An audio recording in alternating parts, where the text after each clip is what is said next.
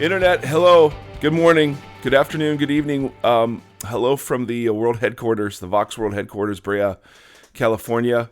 I'm looking at a guy named Andy today who is transitioning from winter hipster clothing and scarves and flannel to now it's kind of South County beachcomber. He's got a tank top on, so his guns are out. Sun's out, guns out. Sun's out, buns out. Yeah, well, thankfully that's not true. And so he's quite intimidating today. He's a Filipino gentleman, and so he's got some blood in there that kind of he's a large individual. Yeah, I run hot. Yes, you do, and not just in the temperature sense. No. So we're recording this on a Thursday. It will be released on Monday, maybe Sunday night. Okay. Maybe. Yeah.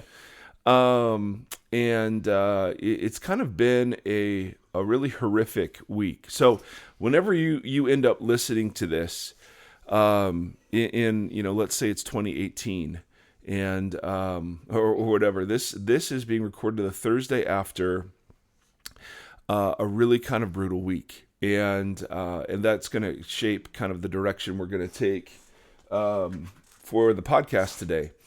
So on Saturday, we've started a little Vox community in North Orange County, California, and to help us do that, there's been this amazing team of 80 other people that have given time and energy and expertise and money and just a plain old hard work to kind of pull this thing off. And so Saturday, we get an email from somebody on our team that says their daughter had just been killed, and so for me, and killed in a very sort of disturbing way, and so for me, I was already in a kind of dark, or at least contemplative, sorrowful place when then we woke up the next morning to the realization that overnight, over 100 people have been shot, half of them killed in a gay club in Orlando, as everyone, now is very well known. And then just kind of as the week went, and this was coming on the heels of a singer that was shot. Right. Who she was on The Voice, is that right? Yeah, Christina Gimme. Yes. And then in Orlando, you have this toddler attacked by an alligator, which is horrific. And then the story of the parents trying to go in after that. I mean, I can't. And that's just like in Orlando one weekend. Yeah. I mean, that's insane. And then, you realize over the course of the same several days, there were 147 people killed in northeastern Kenya as militants. And I have no idea what kind of militants they were. Opened fire in a university. A teenage girl was killed. She was 16, and 3 others were shot in violence in Oakland as a dice game got out of hand. In Chicago, 42 people were shot. 7 of those were killed in gun violence over the weekend.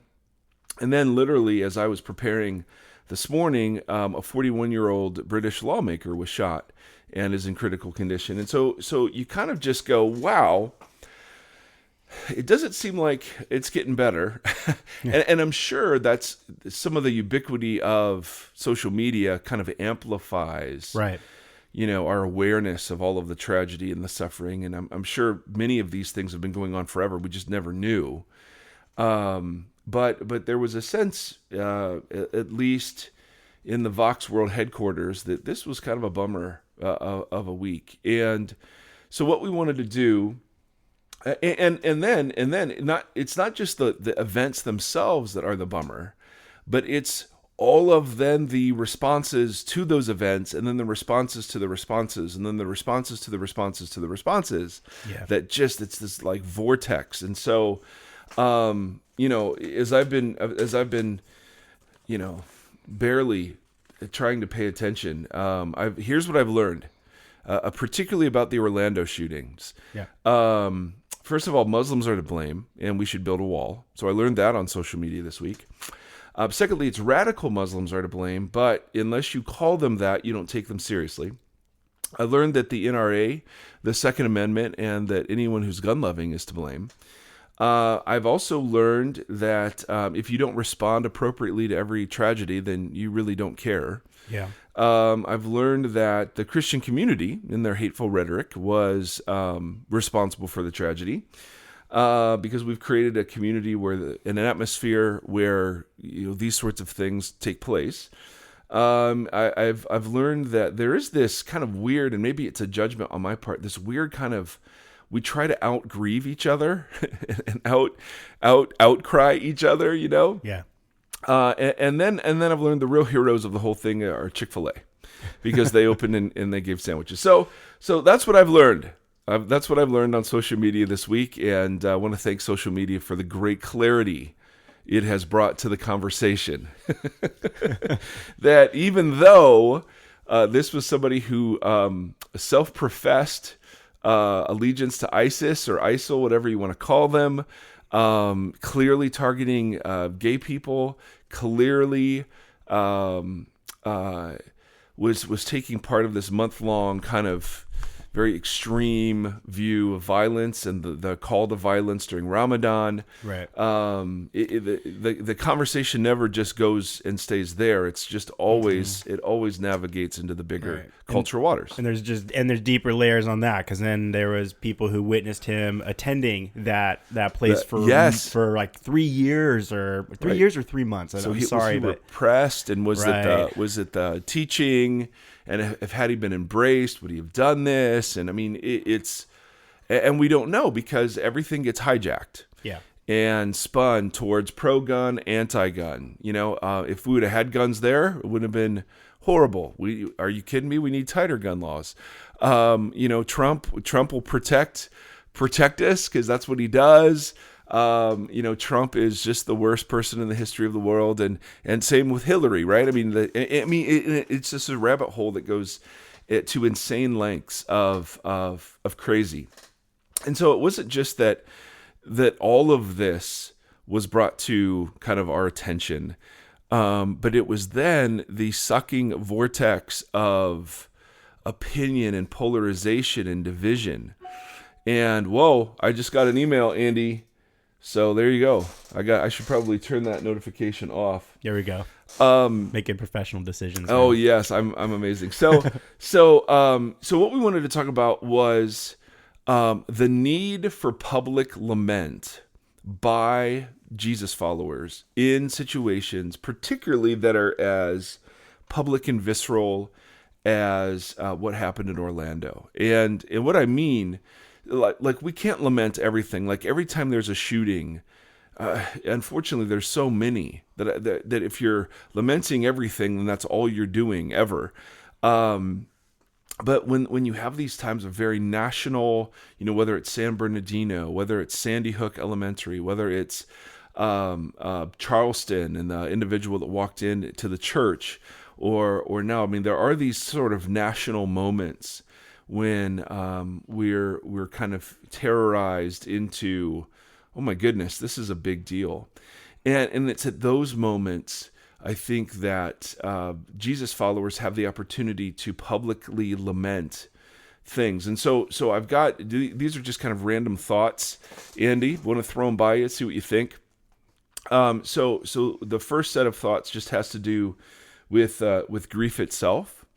And the fact that one of the cardinal rules of grieving is that there are no cardinal rules of grieving, that you're feeling however you're feeling. And so you have the various layers of, and we're just going to focus on Orlando, but have all these other incidences in view too. But Orlando's really the focus. So you have the immediate, the injuries and the deaths. And then you have the immediate friends and family of those people. And then you have the larger gay community. And then you have the city of Orlando that's just feeling like crazy.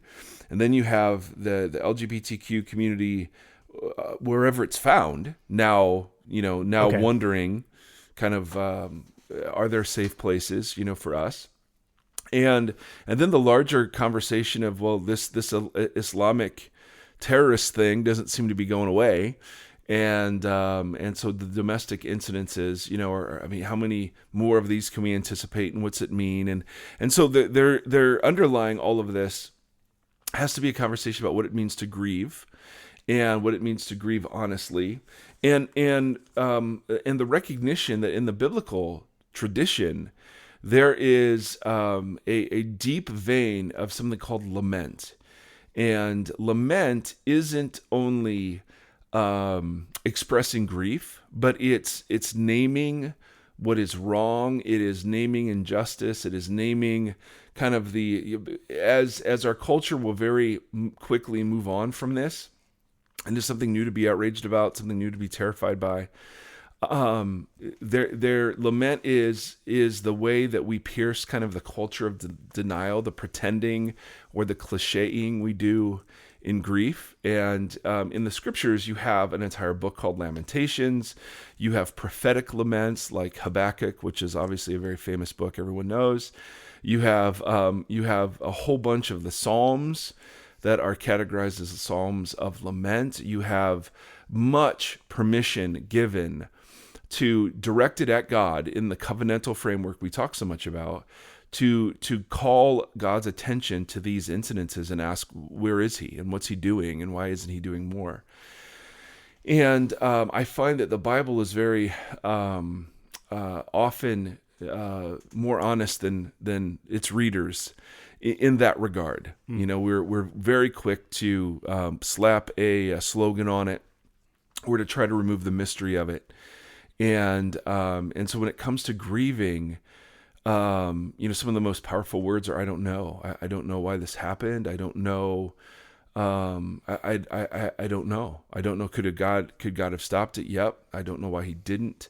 I don't know why, in some instances we've gotten to this point where this is a common thing, in terms of gun violence and mass shootings and so when we talk about grieving, the number one word is just permission, and particularly for those that are immediately impacted, whether they lash out in anger, whether they lash out in grief, whether their expressions we think are appropriate or not, that's irrelevant, because part of what we've done in America to grieving has been to just sit in nice rows in funerals and be told nice cliches by some religious person and then go put some dirt on a casket. And when you look at ancient Near Eastern funeral rites, or even today in the Middle East, they're deep, visceral, sort of very public demonstrations of grief that aren't given a lot of permission in at least white American culture. And so anytime we're looking at people responding, particularly those who are directly affected by it, the temptation is to just get in there and well, you shouldn't be feeling this, you shouldn't be feeling this, or to put a cliche on it or whatever. And the deep lament tradition is no. We refrain in those initial sort of outbursts, and we give permission for people to begin to process, because even though I don't agree that Christians are responsible, I think some are. I think some have been very, very hateful. But to broaden it to the whole thing, or to broaden it to the fact that there are some who disagree with the gay community, I just think that's super dangerous. But so okay, I can also see where somebody who's deeply affected by this, out of anger and rage and outrage, wants to strike out against anybody who's made them feel afraid, right. Anyone who's made them feel intimidated. And so I, what do you do with that? Do you get defensive on behalf of the Jesus people, or do you just say, I'm so sorry that it's feeling like this, or that this is what's happening, or whatever. So number one rule in grieving is just permission. We just, we let people feel whatever they're feeling. Make sense? Yeah. And that's such a deep thing. And the biblical tradition is so amazing on this. In fact, one of the Jewish practices that's hinted at in the Bible is something called sitting Shiva. Okay, and you have to be careful how that is said. You know what I'm saying? I mean, if you slur that, you're in trouble. But it is and it's even practiced today. When we were in Israel last year, we were talking to some families who have practiced this. Now, it's different now, of course, than it is back in the day. But when someone died, what you would do as a friend or a family member is that you would go to the house of the bereaved, and you would, along with various parts of the community, you would sit in the house with that family for 7 days. That's the Shiva is the 7, or Shiva, I think it's better pronounced. And what you would do there is that you would take care of the family. You would so you would cook, you would clean. The family was never allowed to be alone. They always had to be surrounded by the community, and the community didn't feel pressure to talk unless the family wanted to talk. So sometimes you would just sit in silence and you wouldn't talk at all.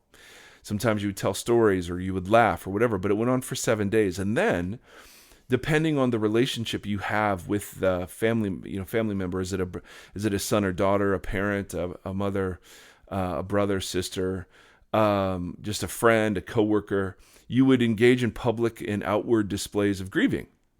And depending on the relationship, it was 30 days or a year. You would refrain from going to parties. You wouldn't go to birthday parties. You wouldn't go to concerts. I'm speaking in modern senses now. But it was a fascinating glimpse into the idea that being present is what's mattered. You're not correcting anybody. You're not telling them what they should be feeling. You're just playing however they want to. So if they want silence, you sit in silence. If they want to talk, you talk. If they want to laugh, you laugh. If they want to cry, you cry. And perhaps that's what sits behind some of the biblical injunctions to weep with those who weep, to mourn with those who mourn. And so it is possible now on social media to sit Shiva with the gay community, to be present, to acknowledge their grief, to say, we see you, we hear you, without having to fix it or to clean it up or to whatever. So when it comes to grieving, the big word is permission. But it's so funny, man, as I watch the grief, then the fear impulse kind of rises up, right? We've talked about the evangelical fear complex. Mm-hmm. So now what begins to happen is the play on fear. So now is the blaming, and it's the Christians were responsible, and so the Christians strike back by saying, oh my goodness, now our free speech and or the Muslims are responsible, so now the Muslim community has to rise up and say they don't speak for us. It's the NRA that's responsible. It's gun laws, and the whole thing begins to take on the tenor of blaming and intimidating and fear. And what begins to happen is people begin to play the terrorist card, and the radical Islamist terrorist card. And then our politicians begin to play on this, and the whole the fear impulse just rises to the top of all the conversation. And no one's saying it's fear, but that's where it's located. It's the protection of my rights and liberties, regardless of what those rights and liberties do to other people. It's the protection of my way of life. It's the end of the long road to the pursuit of life, liberty, and the pursuit of happiness, right? It's like, but it even gets a hold of the Christian community, and so now instead of grieving, now we're defending or we're attacking, and all of that's done out of fear, and most of it's done out of fear, and because to me, I mean, the connection between fear and anger is it's so close. Yeah. Right? I mean, I get angry when my will is thwarted. So when my self-interest is thwarted, but I also get angry when I'm afraid. And when an entire people group get afraid, anger is where they run. And so, build walls, ban guns. This whole conversation gets cloaked in the polarizations and the divisions, but at the root of them seems to be this incredible fear. How do we handle this? What can we do about this? We can't let this happen. And then you have just the ridiculous politicization, the politicsy, the lollapaloozaing, the politicization of this. and political hijacking? Yes, the political hijacking. And so to think, and this is where our idolatry shows, like we talked about last time, because if we think, and Jesus followers should know better, if we just have a different president, if we just have different gun laws, either more permissive or more restrictive, either way, if we just take a harder stand against Muslim, either Muslim immigrants or the radical, insurgents, or whatever you want to call the distinction. We just think that if there's a way to program, we need to be more educated about this. We need better governmental programs. We need to throw some money. We need to build a wall. We need to, blah, blah, blah, blah, blah, blah, blah. And as Jesus people, we're the ones that are supposed to be free from fear, right? We're the ones who follow a guy who conquered death and who looks at his followers and say, hey, just so we're clear, don't be afraid of anybody who can harm your body. What are you talking about, right? Be afraid of the one God whom has the power of life and death and can, in Jesus' words, send your soul to hell. Now, that's there's something very specific he's meaning there in context that we do not have time to get to. But Jesus's point, the larger point, and the point he makes all over the place, is that followers of Jesus should be the most secure people in the world because they're the ones who are supposed to be free from the need for safety, comfort, convenience, and middle-class security. And yet what begins to happen is we don't act like we're the most courageous, secure people in the world. And so we begin to insist on rights, protections, entitlements, whatever. I mean, it's just so funny that the right to bear arms is trumpeted around as if it were a biblical command or something. Right. You know what I mean? Which it's not. Just to be clear. Just to be clear. And so it's just an interesting sort of dynamic where if the Christian community were really free from fear, we would be such a different presence in the world because so much of the dialogue and so much of the animosity is rooted around fear. And so one of the things that's very, very challenging to me is what happens when you're not afraid and you are deeply serious about yielding your entitlements and self-interest for the betterment of other people.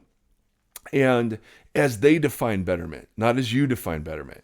The whole thing about Jesus yielding his privileges as deity for the sake of his incarnation, his enfleshment into humanness, and that our attitude should be similar towards each other.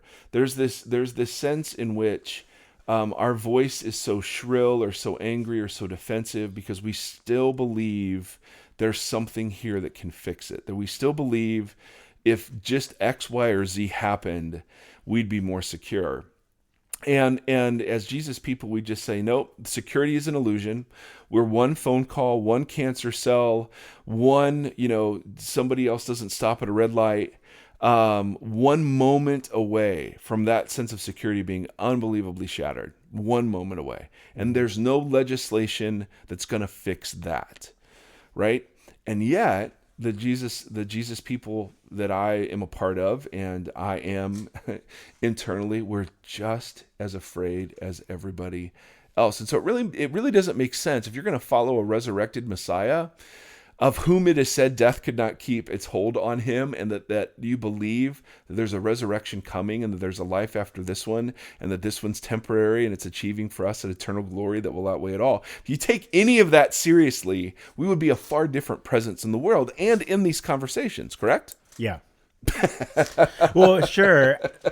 There's two paradigms that I'm processing in my mindset about all this stuff, because I think what I hear you talking about is, I think there's a very, well, if we look at the, for lack of a better term, okay, so the far conservative right on all of this, the fear that's all there to me seems like it's a giant fear to lose their authority and control of the middle class and upper class lifestyle that they've built that is perceived as the American life. To me, it feels like that loss of security that they're from. Now, with Jesus speaking, addressing that fear, but then on the other hand, oppressed people that come from the lower class into lower middle class that are under completely different circumstances, what they fear looks a lot different than what the authority fears. That's right. So it's like there's an interesting middle ground for how that addresses both issues, because someone in oppression might look at that situation and how they get what they wipe away as fear to then live above that fear, to look beyond that fear. I mean, that posture seems a lot different to me. Absolutely. Yeah. Yep. So I totally agree with that.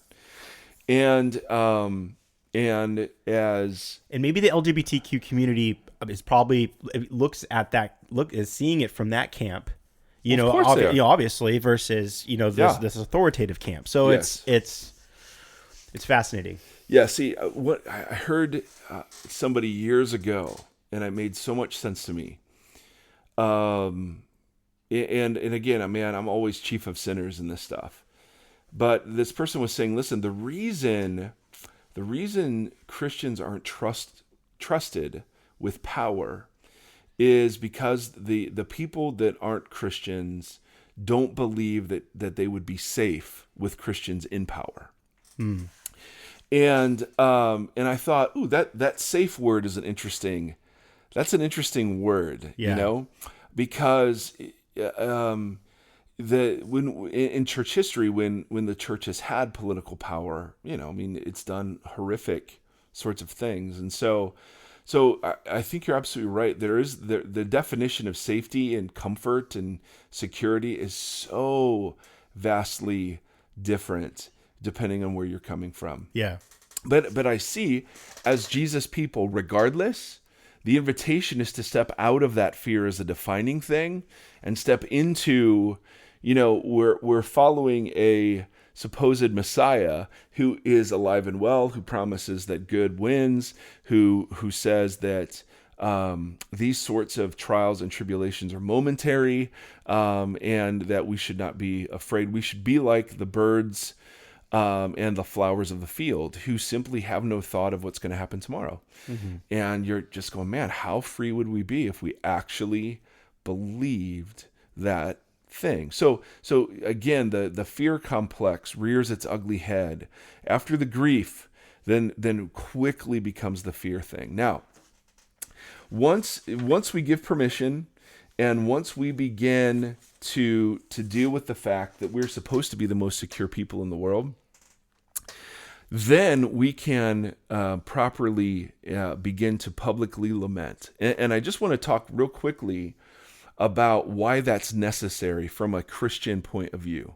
And this is stuff I've heard and I've collected, so I'm sure I'm stealing from elsewhere. I just have no idea where from. But to remind us, a lament is a God-direct, at least in the biblical tradition, like you don't have to be a follower of Jesus to lament. I mean, that's just a human thing. But a lament is a bit different than grieving.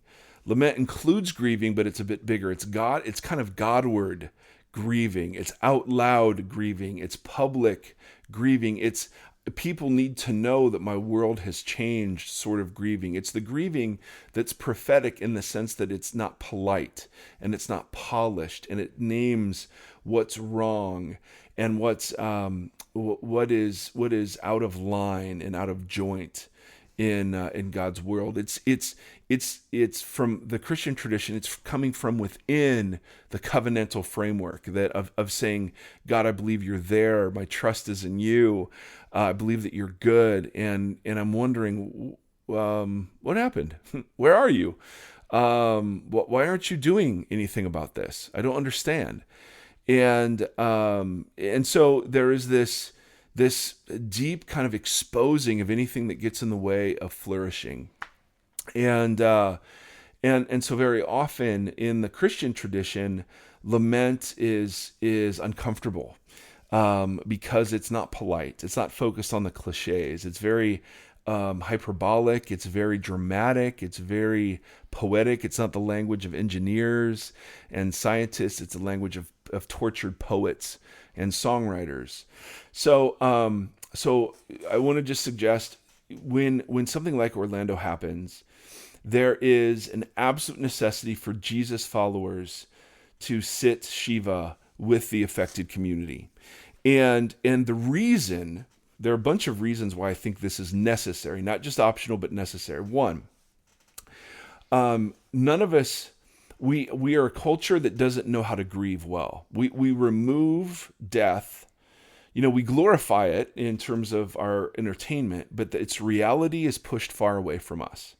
So we fight against the slow decay of our bodies. We fight against the presence of seniors in our homes and in our families. We have kind of places for them in our culture. And we've defined, we so worship at the altar of youthfulness, that as you get older, you feel more and more discarded and unwanted. I mean, there's this whole sort of, we keep death at bay sort of thing. And so part of why we need to publicly lament is we don't know how. And even more now, I mean, I contrast the dialogue now after, now, like in 2016 versus what it was like after 9/11 and what the country felt like, right? I mean, incredibly galvanized. We had SNL doing cold openings. We had talk show hosts doing these incredibly moving tributes to New York. We had the National Cathedral in Washington, D.C. on live TV, as in national kind of prayer services. We had candlelight vigils. We had rock stars, and of course you had nut jobs. You had the Christian nut jobs that were blaming this on, whatever, and you had others. But that wasn't, the predominant tone was one of unity and coming together. Right. And that's just such a far cry from what the predominant tone has been over the last week. And so part of why Jesus people need to publicly lament is to remind us that grief is a uniting thing, not a dividing thing, right? Another reason I think why we need to publicly lament is that, and I'm stealing this from somebody, I don't remember who, but they were saying that grief needs to be witnessed and acknowledged. And they told a story, either read it or heard it. They told a story about a village in, I believe it was Australia, where the grieving practice was that if someone died, between the day of their death and the next day, the entire village would do some sort of very public change, rearranging furniture, cutting off your hair. You would do something so that every part of the village, there was some new aspect to it, even if you just moved something from here to here. And the reason you did that was to acknowledge to the grieving person that the world was different now. You witnessed to the fact that their world was different now. Yeah. And I heard that, and I just had tears, because I'm like, that's it. That's why we do this for, the gay community. This is a watershed moment, and to join in their lament and their grief, to see it, to witness it, to acknowledge that yes, indeed, the world is different now. That is that is an incredibly important thing for the Christian community to do in solidarity with those who are directly affected by this, right? I mean, it's just such to acknowledge we see you. Yeah. I think one reason why we need to publicly lament together is to give a counterpoint to all the jerks and the a-holes that are out there who, I saw two, and these guys just do this for attention. I mean, we shouldn't even pay attention to them, but two pastors, and I use the term in quotes, thanking God for 50 less pedophiles in the world. And I really, I join with all of America wanting to punch them. But there has to be a counterpoint, because those voices will always get the most attention. Right. So to have an outcry on behalf of the Christian community that provides a counterpoint to that, I think it's super important. What is up with me and super today? And then there are two other things. Part of the Christian story is that legislation isn't going to solve the core problem. That human brokenness cannot be legislated against, yes, we can be protected from some of its symptoms, And certainly the role of good government in the world is to hinder evil and to punish wrongdoing. And so there are policies that are more effective at that than others, no question, and we should be politically active and engaged.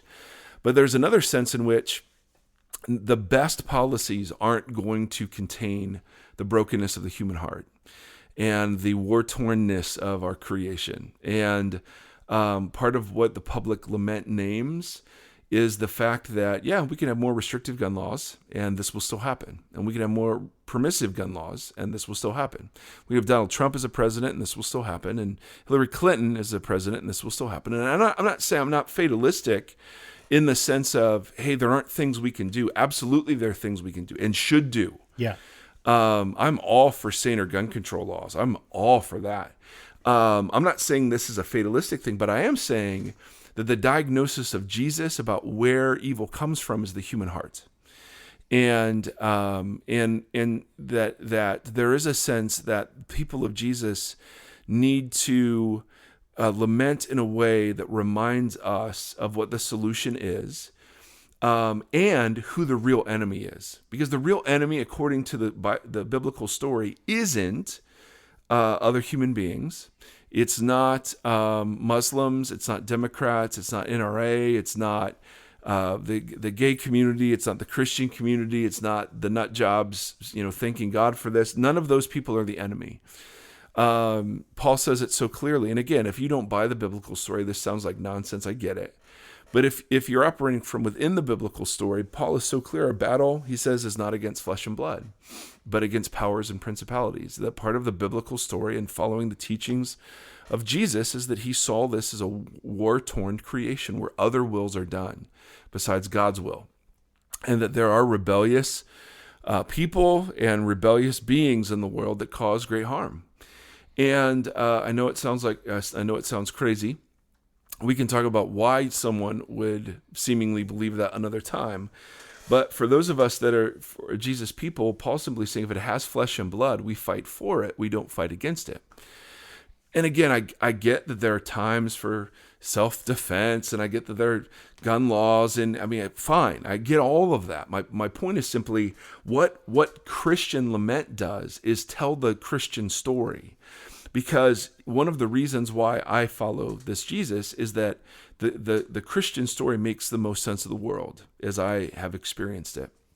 That God intended it for great good, but it has been tainted by darkness and evil, and that God has not stayed far away, but has put forward in and through Jesus of Nazareth what it looks like when his will is done on earth as it is in heaven. And that he launched the cosmic rescue operation through Jesus, and now those who are adherents of his get to participate in tiny ways in the renewal of all things. And so that story to me makes sense of the world. And as part of my participation in that story, it's the reminder that there are things at work in the world that are to give us great hope for it. And that lament has to acknowledge that. Paul talks about grieving, but not as those who have no hope. And so even our lament, even in our angriest, most honest moments, even if we don't have to pretend hope, but there is the sense that we should at least witness to the fact that the announcement of hope is true. Even if we're not feeling it, and I'm not saying pretend to it, but I'm just saying part of why lament is needed is the reminder that grief is pointing to something, that we only grieve when we realize this is not how it should be. And so our grief, if we follow our grief and we protest against the evil, that takes us to a spiritual place. That doesn't take us to just a legislative place. Right. It doesn't take us just to a military place. It takes us, if we follow it, to a spiritual place. Now, some at that spiritual place turn to Buddha, some turn to atheism, some turn to agnosticism, some turn to Jesus, whatever it is, but it's an intensely spiritual thing.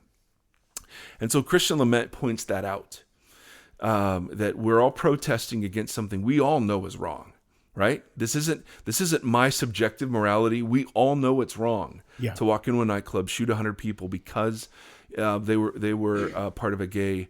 They happened to be in a gay bar. Right.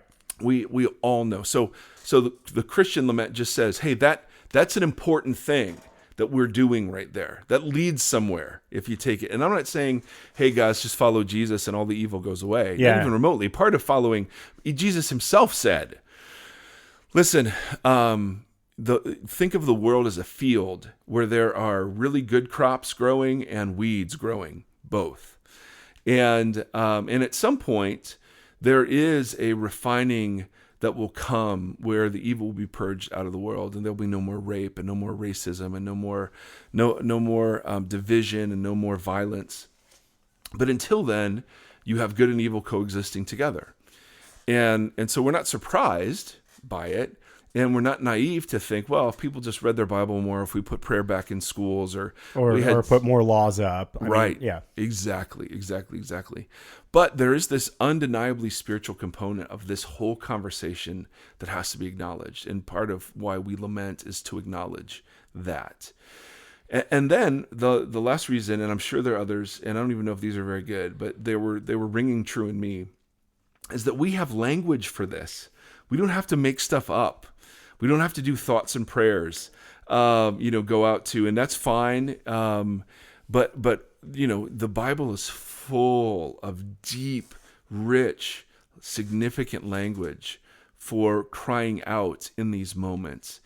And so for me, part of Israelite worship back in the day was public lament, and using their liturgies for lament. And so we've got a bunch. We've got more material, unfortunately, than we know what to do with. So just a couple of thoughts and we'll wrap up. How long are we going, Andy? It's 40. Oh, okay. Man, that goes fast. Yeah. Not for the people listening, probably. So how do we publicly lament well? Couple of thoughts. No conditions and no qualifications. Matthew Vines, Andy showed me this article. Matthew Vines is a Jesus follower who is an advocate and an affirming advocate for the LGBTQ community, and he wrote this article to the Christian community. He said, "Please avoid qualifying your lament in any way. To insist on saying that you disagree with same-sex marriage as part of your statement about murdered LGBT people is dehumanizing. It communicates that even in our deaths, we are still an issue to be debated rather than people of inviolable dignity and worth. This is not an acceptable time to mention your opposition to marriage equality." And I thought, you know what? That was really, and I think a bunch of people were saying very similar things. It's like, if any other community of people were massacred, we wouldn't have to preface it with, well, I don't agree. Yeah. And so I thought that was a very insightful sort of lesson for public lament, that it's unqualified, it's unconditional, there's no but. There's just, I don't know, I'm so sorry. Hear from our liturgies, hear words that the people of God have been speaking about evil for 2,000 years, 3,000 years. Yeah. And there's nothing else there. So no qualifications, no conditions, no hijacking.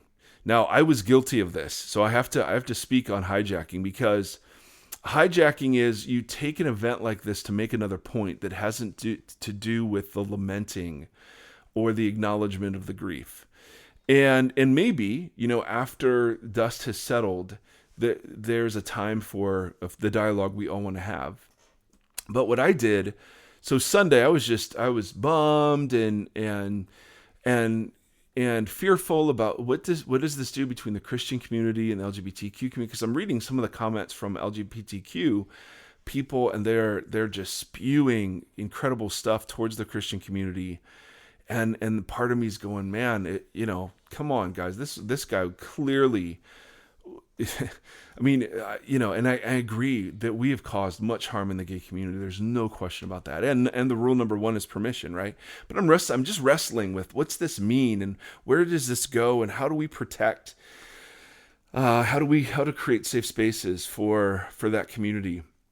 And what's that look like? And so I'm just wrestling through all of this stuff. And several days before, a group called the Gospel Coalition, it's a group, an organization centered around the teachings of Reformed theology, tweeted out a panel discussion with the headline that God just doesn't permit suffering, he ordains it, and that's good news. And then there was a link to a video of some guys that I have a great deal of respect for talking about this point. And I had a fit when I read it. I just think, and this is the next podcast or two, is this topic. Mm-hmm. And you're referring to a couple of weeks ago, right? When they first published that article. Yeah, so. I don't know if it was a couple of weeks ago. Maybe it was a week ago. Yeah. Maybe it was a couple of weeks ago. Andy, time's flying. Who knows? I think so. Okay, so let's say it was a couple of weeks ago because Andy's usually right. And he's big. He has big brown eyes.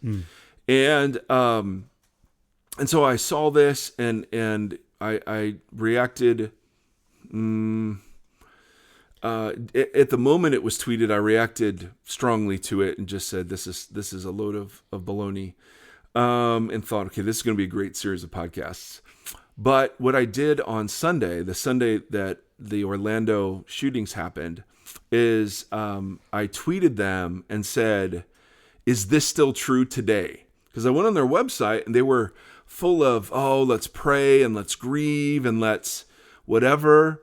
And I was so pissed. I was like, no. If you can tweet out so blithely that suffering is God ordained on a day when nothing horrific is happening, then you better have the balls to tweet it out on a day like today when it is horrific, right? And if you don't, you're a freaking hypocrite. And because if it's really good news, then you need to say that God ordained this guy to shoot those people. And if you don't, you're just a coward. Now, again, I'm not saying that's right, although I think it is. I'm saying I hijacked a grieving moment to shoot at somebody else. Yeah. And so I'm not acknowledging who that real enemy is. I wasn't modeling in any way, shape, or form kind of what I think needed to happen in those moments. And so I'm like, oh man, I totally blew it. And somebody very graciously, more graciously than I was acting, just said, hey, you may want to wait a couple of days on that. Mm-hmm. And then linked an article that was written by a guy named Russell Moore, who just said, hey, we need to weep together. And that was really the genesis of this whole conversation. Like, I really blew that. So the hijacking is when we see something else that we don't like. And then we use this, we move from grief to fear, anger. Mm-hmm. Mm-hmm. And I did that within 12 hours. And so lame. And so that's not that. I don't know that that's a Jesus honoring thing even remotely, nor is it, does it help anything. It just adds to the noise. It adds to the division. It adds to the conflict. And so I thought, wow, that was a good lesson for me, mm-hmm. to see that in my own heart, to go, okay, all right. Yeah, I think what I think about this, but man, that is not the forum and not the time. And so part of, even as we talked last week about the culture of outrage, now we're talking about the culture of grief and there's, social media, pardon me, has so much power to create perception, positive, negative. Part of what making Jesus beautiful has to mean is that we respond so graciously, so genuinely, so compassionately, to stand with, to acknowledge the grief, to acknowledge our participation in the sense of unsafety that maybe they felt for years, to acknowledge all of this without reservation, without qualification, and to sit Shiva with the LGBTQ community and all those affected by this, and to just sit and to say, we don't know, but we're with you, we're for you. Now I've also been picking up on some responses from Christians to Christians that are, listen, your compassion here doesn't matter because you haven't honored these people, and I'm I'm like, well, yes and no. I get that, and I get certainly how people from that community could feel like, oh, so it takes us getting murdered, for you to care. Right. And certainly the church and me we need to repent of how little love, genuine love, we have shown the LGBTQ community. So that, I think that point stands at all times forever. But that sort of response doesn't permit the Christian community to grow and to move, because it's if we're not allowed to progress publicly in some of this stuff, well, then you've just shut it all down and you've just entrenched us even more. And so I was kind of like, that's not the right answer either. I mean, I get the impulse, and I believe that's true, because I've certainly changed over the last 10 years around this conversation and around taking Jesus seriously when it comes to love neighbor, love enemy, love those like you, love those unlike you, whatever. But to say that the compassion that is genuine for some of us has no place because we haven't been compassionate before, it's true and it's false, but it's not helpful. Because it doesn't allow us to grow. For some, this may be the wake-up call that says, hey, this really is a marginalized community, and we've added to the mess here, and we have not shown Jesus love. Mm-hmm. Well, I wouldn't want to rob somebody from that, by making them defensive in that moment. Right. And so it's Chick-fil-A was out there. And that was the last thing I heard. Yes, the Chick-fil-A is the hero. Like, even that is like, that becomes a defensive response to saying, like, you're not doing anything. Well, hey, Chick-fil-A was out there. Right. That's a Christian company. I mean, all of a sudden we hijack ourselves with that as to totally. Claim that. Totally. Well, that's my camp that's out there doing right. Right. I know. Oh, it's just it'd be I don't know. It would just be interesting if there were some universally agreed upon social media practices that govern the Christian community, in order to, and I violated them, of course, but that we all kind of said, all right, in order to make Jesus beautiful, we were changing how we are online. And so here's what we're going to do. Andy and I, we, just to lament, to acknowledge that our world has changed. Andy's going to show me how to change my profile picture to just a black space. Yeah. And so I invite you to do that. And again, it's so tiny and it's so nothing on the one hand, but on the other hand, we wanted to practice this idea from this little village that our world's changed because your world has changed. Mm-hmm. And I know there are all sorts of symbols that you can use and the rainbow hearts and more love, less hate, and all the things that are floating around out there. And certainly, but there was a sense that we wanted to just acknowledge grief without being misinterpreted in any direction. Yeah. And so we're gonna fade to black, as Metallica would say, and we're just gonna do that as a way to sit Shiva with some of our brothers and sisters at our community, at Vox community. You're gonna hear this after we do it, but we're just gonna be wearing black little armbands. What are they? Wristbands. Yeah, wristbands. Just as a way for us to learn how to do this better. This isn't designed to bless anybody. There's no great movement of black, Twitter profile pics or Facebook profile pics. But for me, it's learning. I'm practicing right now, becoming better at public lament. And so if you want to practice with us, man, you're more than welcome to join us in blacking out and just kind of removing the individual kind of narcissistic identity that we all cultivate online to more of a, I don't matter right now. Yeah, exactly. Yeah. kind of thing. So anyway, that's us being losers and trying to grow in this and realizing that, any step towards health can be criticized, from any number of directions. And so even as I'm saying all this, I'm feeling dorky, like, well, that isn't enough, but it's something. And I've never done it before. I've never changed. First of all, I don't have that many good pictures of me with my shirt on. And secondly, because all your good photos are with your shirt off. Well, that's what I'm saying. Of course, dude, come on, as you well see right now. Right. So anyway, we're just going to give this a shot, blah, blah, blah. So would love your thoughts on these thoughts. We don't feel like we're entitled to share about all these things. We don't feel like, the world needs to hear what we think before it can move on.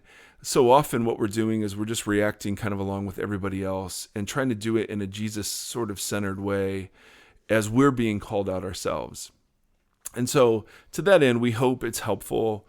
I always feel like Andy never feels this way because he doesn't talk much, which is on purpose, because Andy's evil and unkind. But I always feel like, man, there's so many things I wish I could have said better or would have said more carefully. But the podcast form is not a form that requires precision. It's more of a blunt instrument for dialogue dialogue out loud-ing.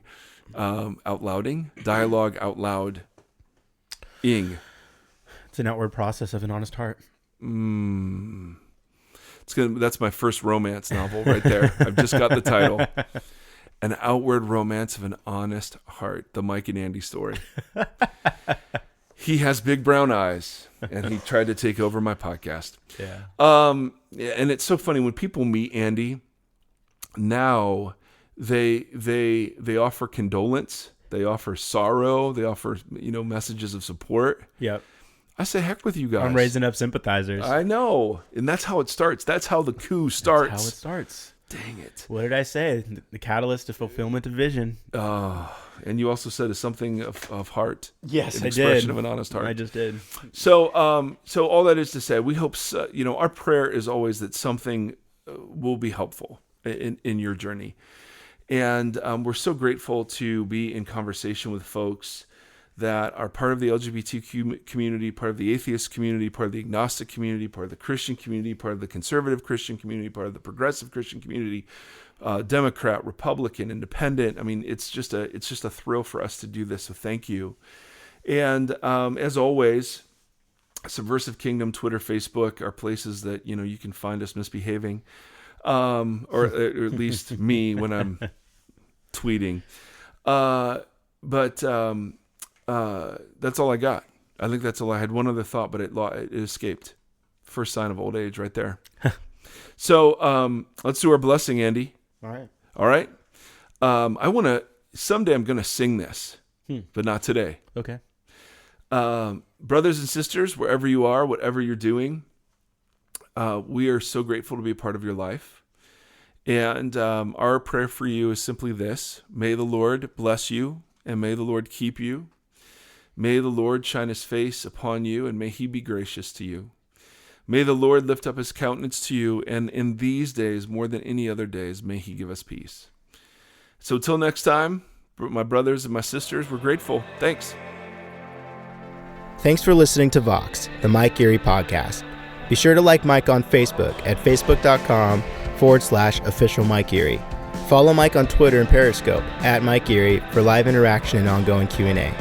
Don't forget to visit subversivekingdom.com for further engagement and information about Mike.